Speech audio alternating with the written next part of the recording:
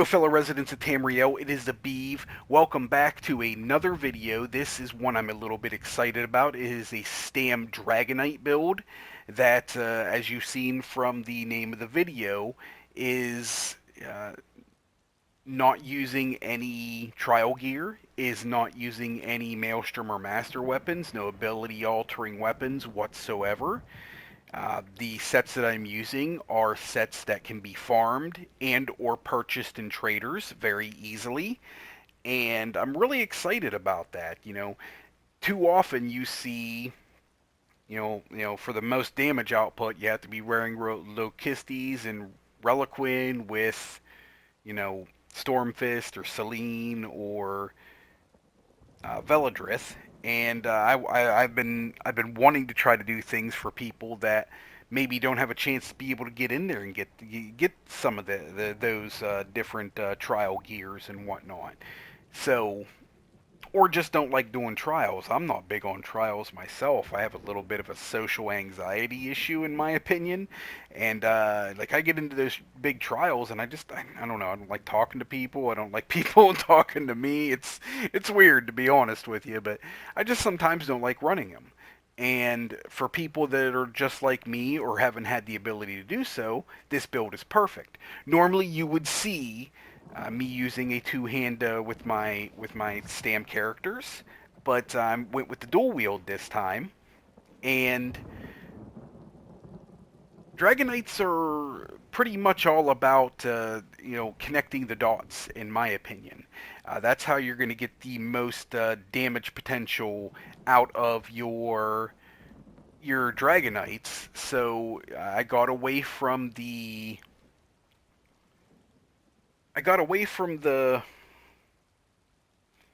two-hander to be able to, focus more on damage over time abilities for the most part.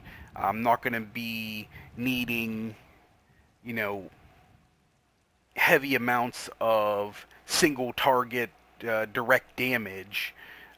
Although this build is more single target focused than anything else, that's the thing that sucks about this build. You're single targeting. When you go into a dungeon and you get into trash mobs, you might as well just focus one thing and kill it, and then move on to something else. I would suggest having somebody else that's maybe a Magic Attune running with this, something that can help do area of effect damage and you know that's really good in trash mobs and whatnot. So, but regardless, the Dragonites, like I was saying, they are a connect the dots type of build. So I got to thinking about what I can do to make this tune work you know with gear sets that are easily found for anybody. So let me show you what I came up with. So first off, we are looking at our character sheet. 10,027 maximum magicka, 15,879 in maximum health, 31,096 maximum stamina. Our stamina recovery is at 15,033. Weapon damage of 3778 and a weapon critical of 51.6 on my back bar, or on my front bar. On my bow bar, we are looking at 3168 in weapon damage and 61.6 in weapon critical. So, 16,590 in spell resistance, 14,541 in physical resistance. 50 points in my stamina, 14 points in my health. If you don't like your health being as low as mine is currently, you can always mess with these numbers. If you run with Warden healers or Warden tanks, they have the ability to provide minor toughness, which when minor toughness is added to this build, you're looking at like 17,200 health.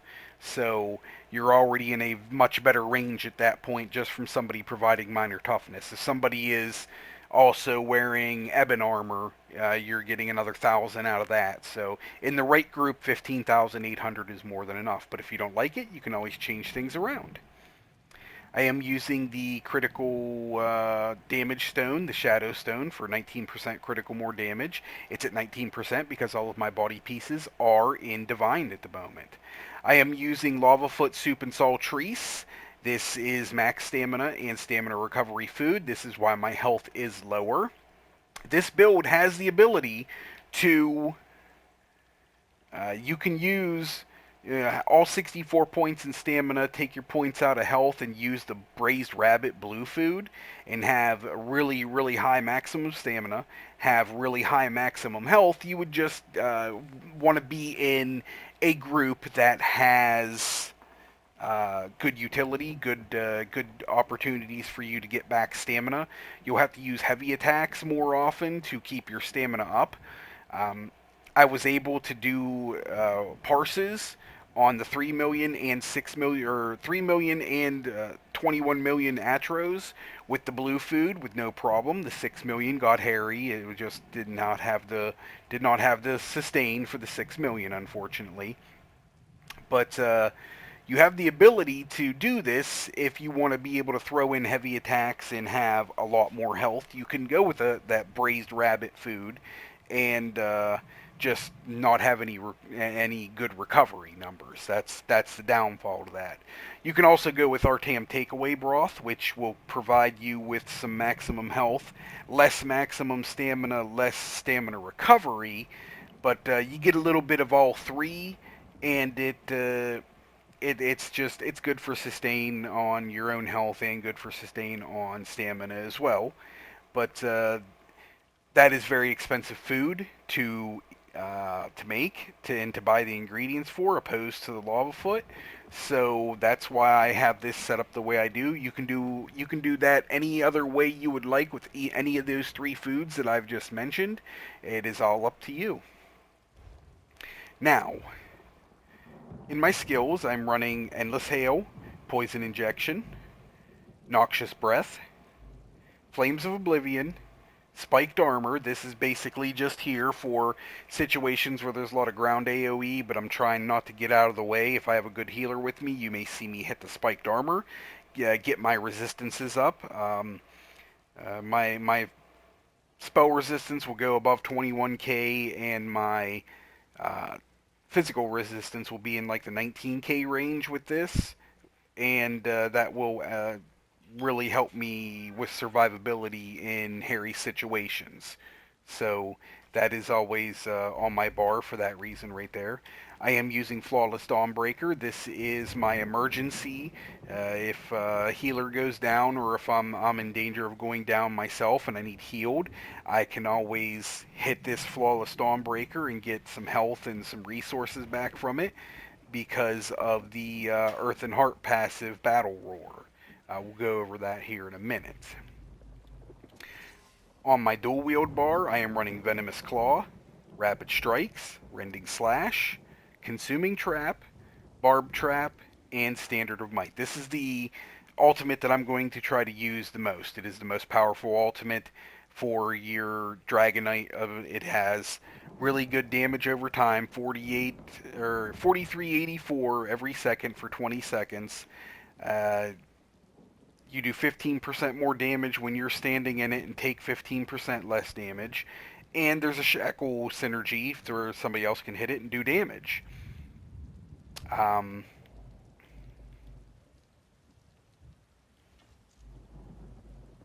those are the abilities that I am currently using. I skipped right over what sets I'm wearing. So the sets that I'm wearing are pretty easy to find, as I said. And like I said before, I'm not using any Maelstrom weapons or anything. So first off, we are using Deadly. Deadly is a Cyrodiil set. You can get this out of, I think, Coffers, if I'm not mistaken. I can't remember. I don't do much PvP, so correct me if I'm wrong. But I think you can get this from Coffers, or there's a way to get it in Cyrodiil.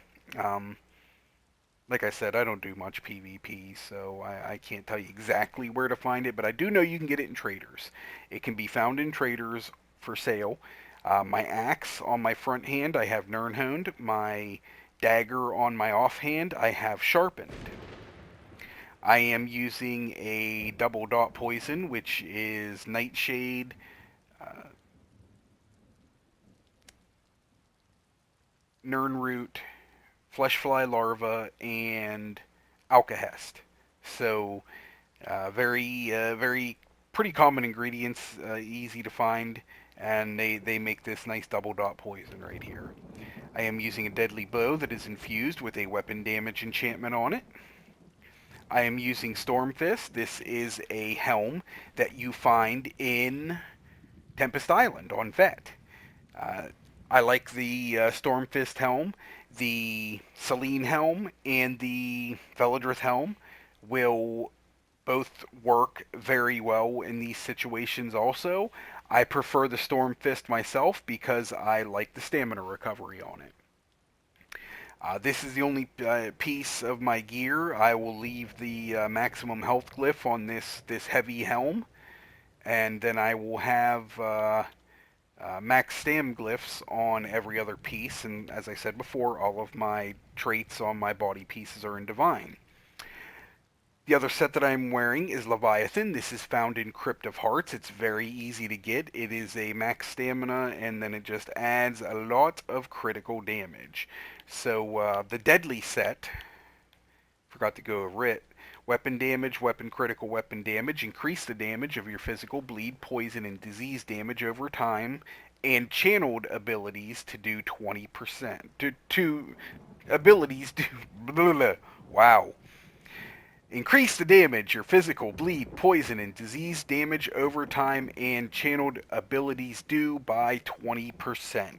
Alright, there we go. Got it spit out that time. So that 20%, maybe I'm hoping you guys get a good idea of what I'm going for here. I'm going to be doing a lot of damage over time abilities, and this deadly set is going to buff all of those damage over time abilities by 20%. I am also using Leviathan so that I am getting as many critical strikes out of those damage over times, out of those dots. So I got a good chance. I'm getting a 20% damage increase from the deadly. I am getting more damage out of them being criticals. I'm getting more damage out of the criticals because of my barbed trap and because of my the other thing, the Mundus Stone, the Shadow Mundus Stone, and I'm just built this around trying to make sure that I can get my dots to do as much damage as possible. Even though they've been nerfed, I'm still getting really good damage out of them. My jewelry pieces are all gold. That doesn't make that big of a difference. I do have all of them with weapon damage enchants, and because I'm not using an execute ability on this, I actually opted for the infused rather than the bloodthirsty.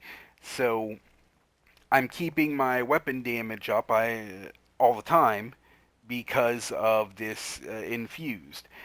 You can have 3 pieces of bloodthirsty. You can have robust. You can have one of each, two of one, and one of another. However you like it. It's not a big deal. You can do it how you like. For me, having the chance to parse them all out different ways, this is what worked best for me. Without having an executability that bloodthirsty just doesn't really pick up much damage in the last 25%, unfortunately. So this actually, the 3 infused, parsed better with this particular build. Now,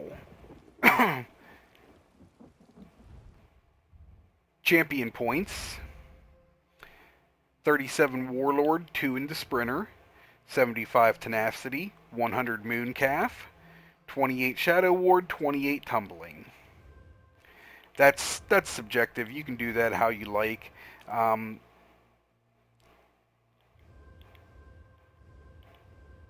If I could take some points out of Tenacity because I have really good recovery and put it over here and get some points back towards this treasure hunter, or lose 25 points in here and only lose 1% recovery and put them over here. It's just how I have it set up right now. You can do it how you like. On my blue tree here, my Atronach, I got 19 physical weapons expert, 31 master at arms, 61 thaumaturge, 61 precise strikes, 42 piercing, 56 mighty. In my red trees, I am looking at 72 ironclad, 18 in spell shield, 34 in medium armor focus, 49 hardy, 49 elemental defender, 48 thick skinned.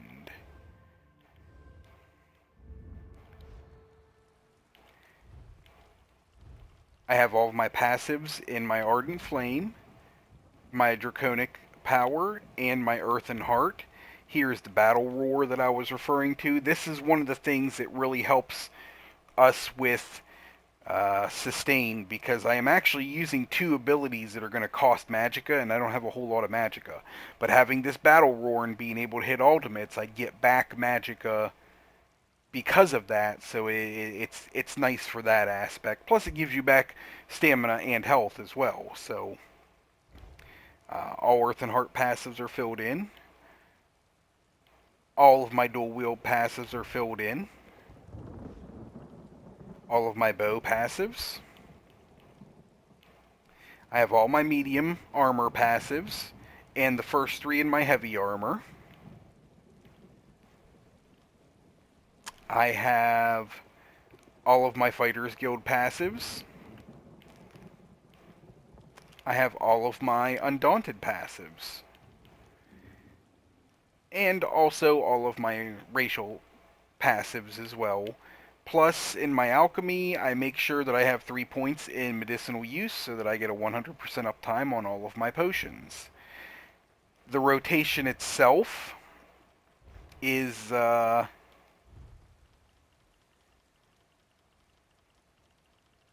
pretty static for the most part. Endless Hail. First off, I'm going to start off, I'm going to drop my Barb Trap immediately. And then it's going to be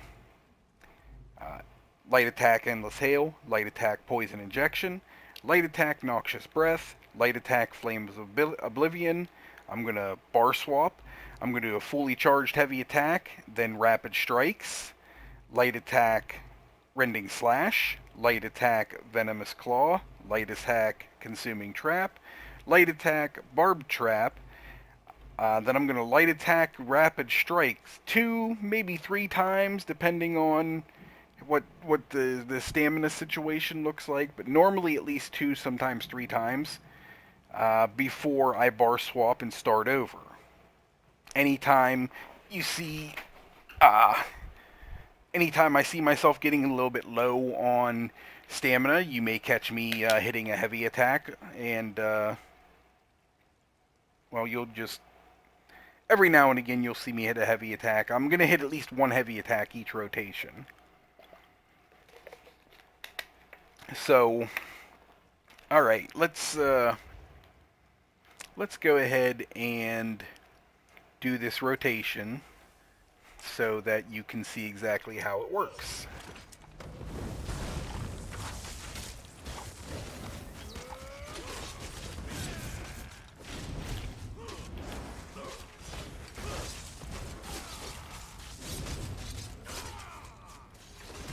Oh. The test servers are always awful.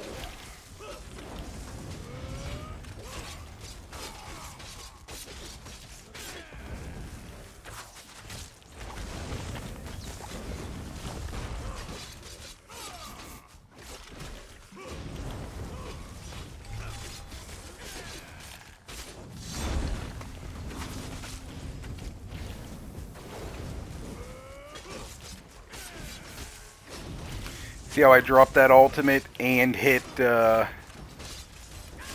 potion almost at the same time, and I was right back up to 100% on my stamina there.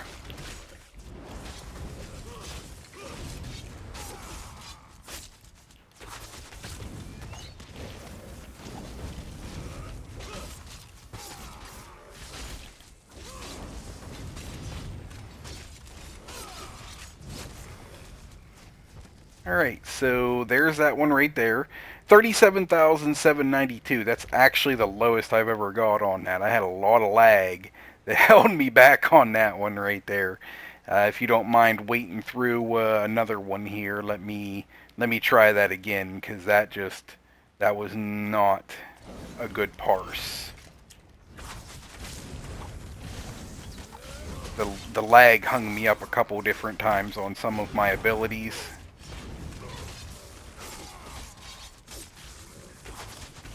That's how it's supposed to look on the bar swap right there.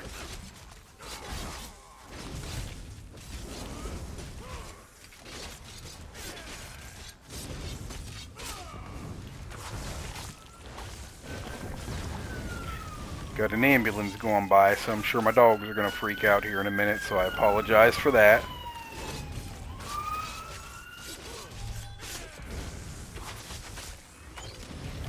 And there they go.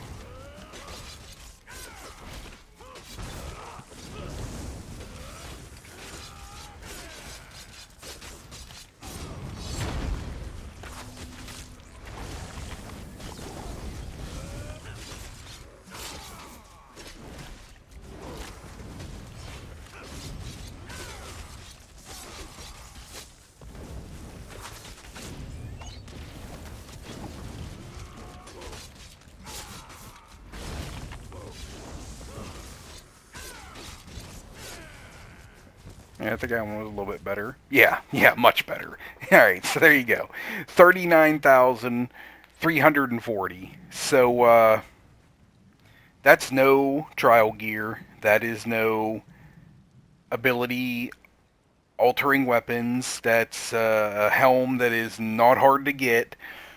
It is it's a really nice build. And it has the ability, as you can see right there, you're going to hit over 40k with this, plain and simple. Um, when you have combat prayer being applied, when you have, if you're in a group that's applying all kosh, if you're in a group that has crusher or minor fracture, any of those extra things that can be added are going to increase your DPS. Now, my noxious breath does apply major fracture, so that's very similar numbers to what I would get if there was a tank here sticking it and reducing its resistances. With this build, you're not going to break the bank when it comes to your trial Atronach. I hit 64 to 66k with it, which is still really good. By YouTube standards and elitist standards, they're going to call you scrubs for only hitting 60k, but I don't care. Like, there is no trial gear on this tune. There is no ability altering weapons on this tune. This setup, in my opinion, is really awesome. It's really easy to get, and I hope some people try it out. I really do. I really like this setup. I like this stamina Dragonknight a lot, and he is just a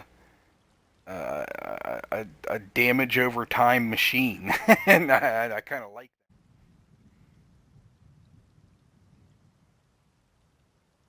Sorry about that, guys. We had a little hiccup with my PC here, and it kind of kicked me off everything. But that's all I really needed to show you. It's a really good build. It works out very well. I like the build a lot. Um, Once again, not using any hard to get gears or weapons or helms, and 40k DPS. That's pretty good stuff. Just being able to get damage like that. Apparently, my Alexa heard me and thought I said something. But being able to do damage like that helps you get into some of the harder content, clear the harder content, get the harder to obtain gears, and then it gives you a chance to work towards something even bigger and better. But that's all I got, guys. Thank you very much for tuning in. If you like the video, please hit that thumbs up. I would greatly appreciate it. If you haven't already, please subscribe as well and hit the bell notification so you know when we are posting any more videos. But thank you very much, guys. You have a good day and happy adventuring.